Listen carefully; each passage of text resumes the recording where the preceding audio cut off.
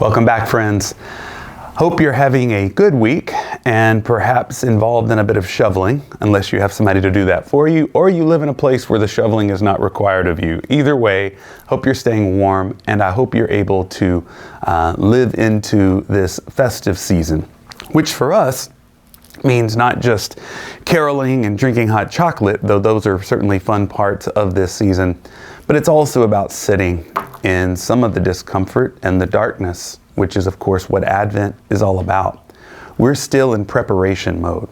I understand we kind of have to be of two minds because we live in a world which is already full-blown celebrating Christmas, but we in the church are in Advent, which means we're not at Christmas just yet. We're still waiting, hoping, and praying.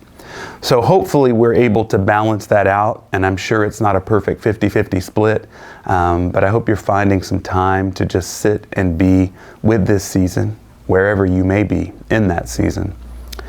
This last Sunday, we had our kids teach us, show us, and really, I think, embody what we're trying to do here at First St. Andrews, which is light a candle for peace, make a decision to do something to make the world a bit better and easier for people to live in. You and I both know that you look around and you see countless instances of violence and discrimination and fear just circumnavigating the globe.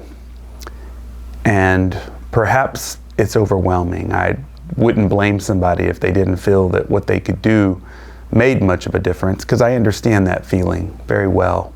However, seeing our kids, hearing our kids, being taught by our kids, young and old alike, was inspiring for me. I tried to maybe contextualize a bit of what we were doing. It was the Sunday for peace. First Sunday of Advent's hope. This last Sunday was about peace.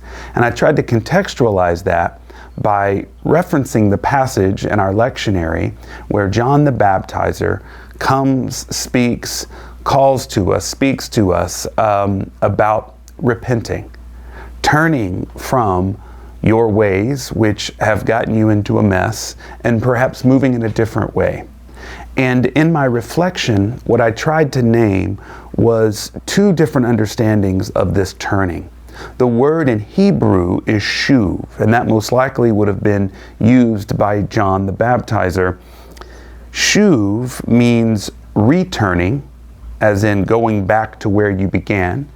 And the week before we read from Genesis, and it felt like a very appropriate reference point to say, yes, we do have to go back to our depths, go back to that creation story, reimagine what is happening then and how what was happening then applies to us now.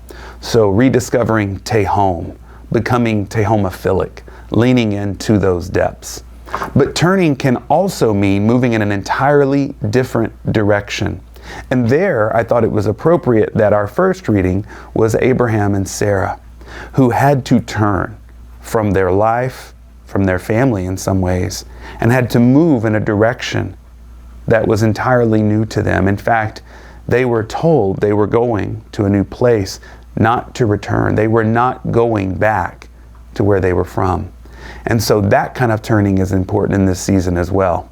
We know the turning that gets us back to our source and the ground of our being, if you will, the Adamah from the earth, Shuv, return, Adamah to the earth. We know that. But what about this story of Abraham where you venture off and you don't get to come back? You have to plant your faith entirely in this call that you have received, in this promise of doing something new and being blessed for your efforts. That's hard to trust, precisely because we don't know it. We haven't experienced it. It is something new. And while we, of course, celebrate Christmas every year, and we celebrate Advent every year, and we do this preparation every year, I still believe that every year there is something new that is calling to us. It might link up and it might connect with previous years. But I want you to think today and for the rest of this week and maybe for this season of Advent about what new thing you are being called to imagine, what new perspective you've been given, What new relationships have emerged in your life? Or perhaps it is reconnection to older relationships that have gone dormant due to lack of activity or intentionality. I have done a bit of both this Advent, and I invite you to consider how and what you're being called to do to fully embrace this season.